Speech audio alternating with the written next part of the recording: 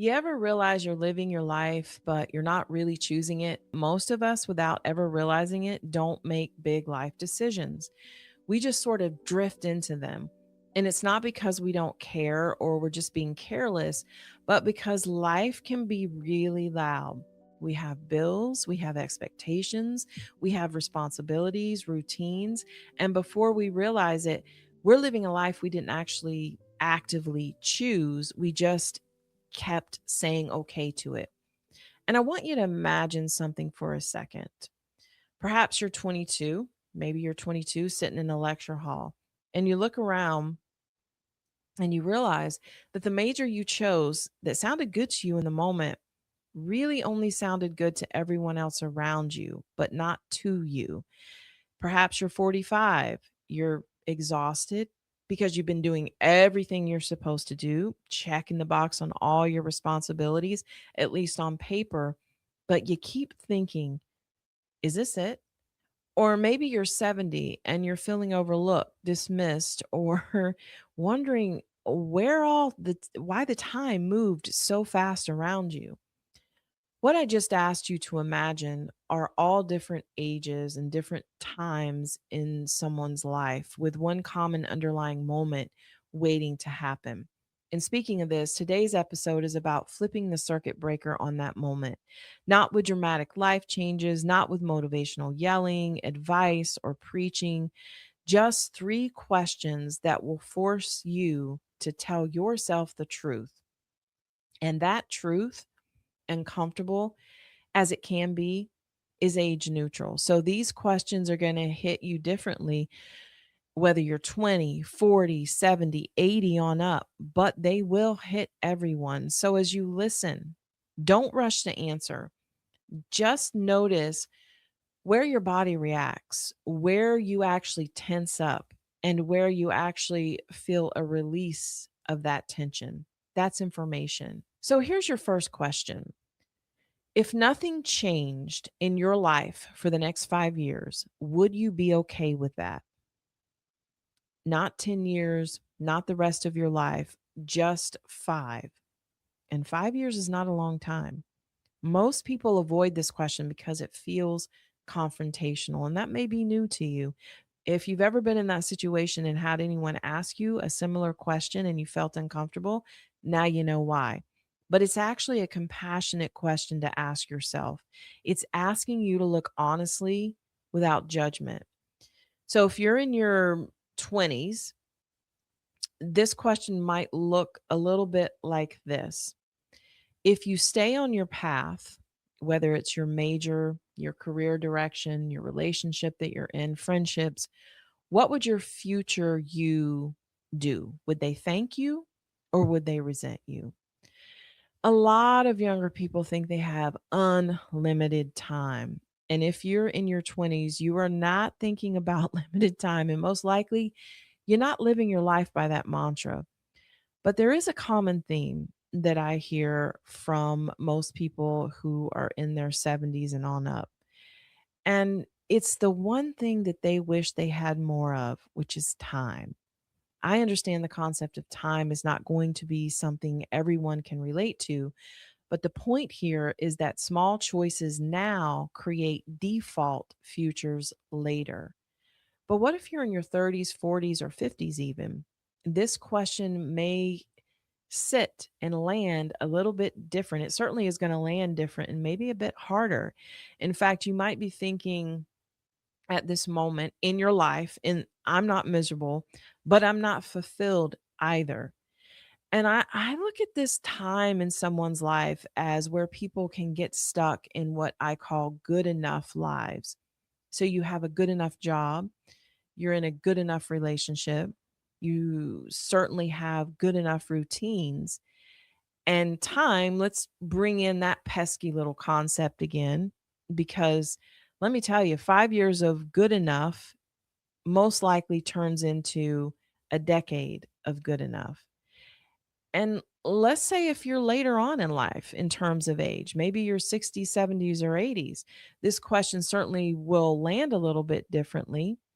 And it will most likely transition from good enough to Am I accepting loneliness, invisibility, or stagnation as normal because society tells me to? When it actually doesn't feel right. And I will tell you, it's not about regret. It's about what's going on in your life right now. Okay. So we're not talking about regret here. If we go back to the original question that I asked you, if we would be okay if nothing changed in our life over the next 5 years, and your answer to that was no, then the next question isn't, how do I change everything about my life? You want to overhaul everything. It should actually be a bit smaller and honestly more powerful. And it will lead you to, what's one small adjustment that slightly changes the direction of your life. So it's not a dramatic move, this huge life reinvention overhaul. It could be just a conversation that you have that you've been avoiding. And sometimes it's finally setting a boundary you just keep negotiating away. It could be about taking a class or reaching back out to someone you lost touch with. Big life shifts, small life shifts, all of those shifts come from honesty. This is the kind where you stop pretending something is fine when it's actually not fine. And once you start being honest about where your life is headed, something else usually comes into focus. You're going to start noticing things that you've been quietly putting up with, not the big dramatic stuff. This is just everyday stuff you've learned to live around. And then that leads to the second question. And this one sneaks up on people because it doesn't feel really heavy at first. It actually feels familiar. Most people think they don't even have to think about it. So here's the second question. What are you tolerating right now that the happiest version of you would never accept? And I want to be clear. This isn't about, toughness. It's not about how much you can endure, because a lot of people think, "Oh, I can endure. That just makes me tough, stronger." No, it's about what becomes normal to you. And let me tell you something. Something can feel normal and still slowly wear you down. Now, if you're in your 20s, 30s even, this may often does show up in relationships. So it could look something like this: friends who joke about your goals like your goals are unrealistic, dating situations or partner situations where you're constantly explaining away behavior that doesn't sit right with you, rooms that you walk into or places you find yourself at a lot, where you also find yourself having to get smaller just to fit. A lot of us learn early that discomfort is the price of belonging. That's usually some sort of unspoken societal rule. Like if something feels off, that's just what connection cost, but it's not. And if you're in your 40s, 50s, 60s, even, this question usually hits in, obviously differently, but also in a quieter way. And it would probably look something like this. Not that you won't see it hitting in relationships, etc., but it could look like the disrespect at work that you've stopped reacting to because it's easier not to. I think a lot of people can relate to that.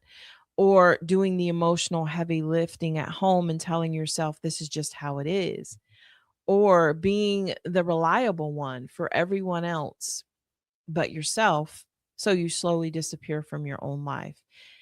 And I think a lot of people at this point will start and do feel resentful.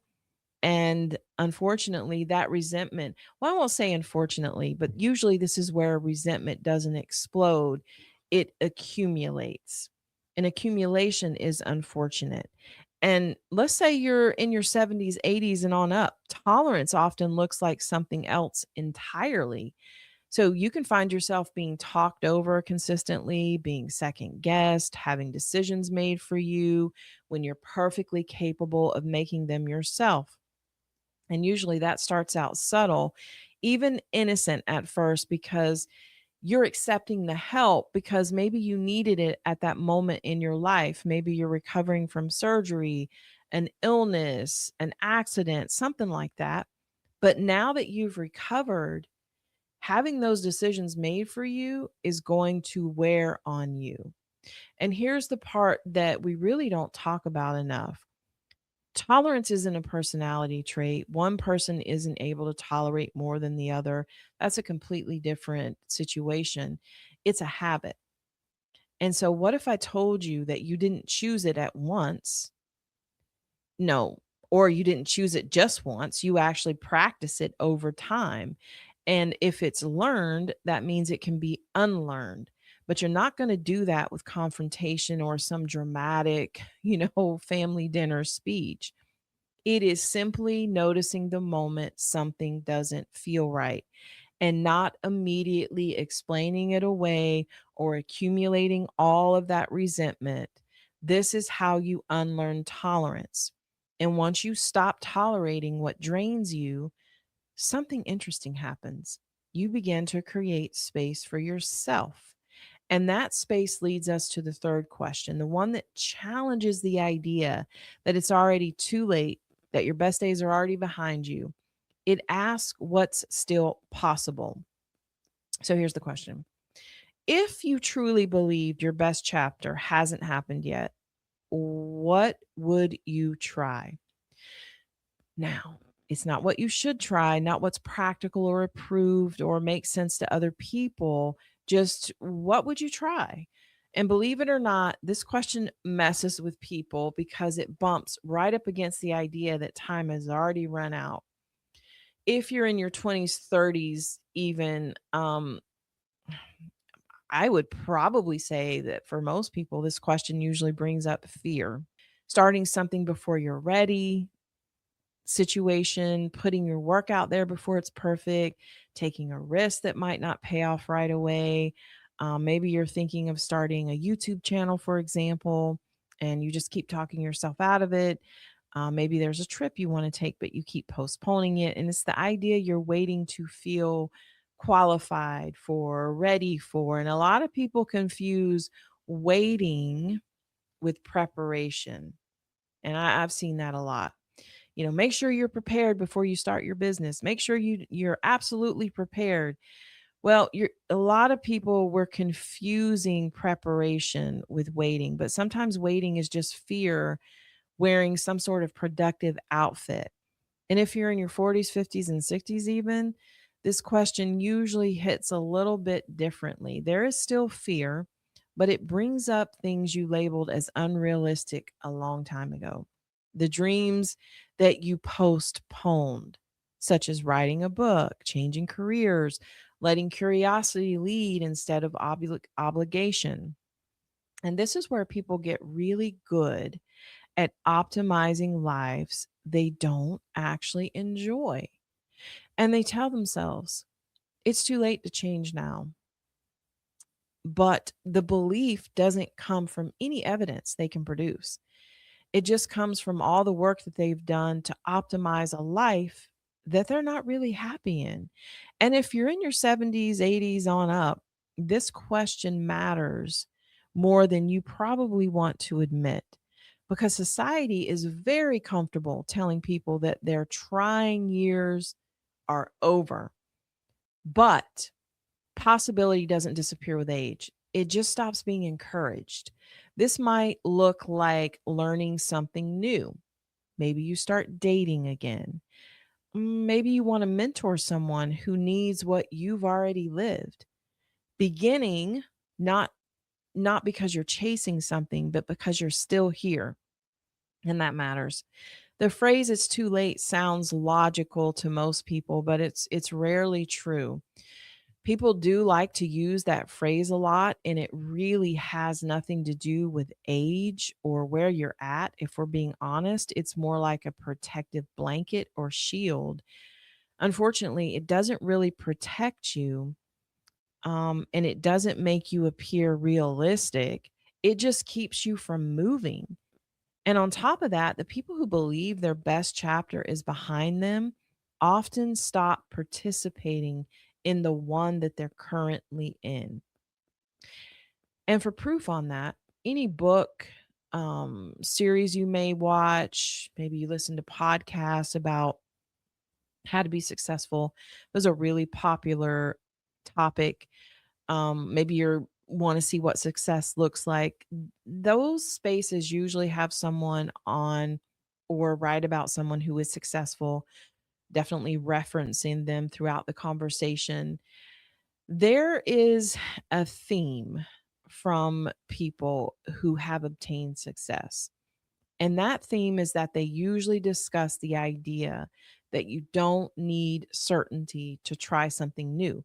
Fear is what holds you back because no amount of confidence or permission from others around you will push you to take that step. You just need a little bit of belief that your story isn't finished yet. And that belief at any age is a powerful thing. So here's what I would like to ask you. Which of these three questions was the hardest for you to answer? And if you're willing, include your age bracket when you comment, something like, I'm in my 60s and question one hit hard. It's not for comparison and it's certainly not for judgment, but just to show clearly that these questions don't belong to one stage of life. They belong to all of us.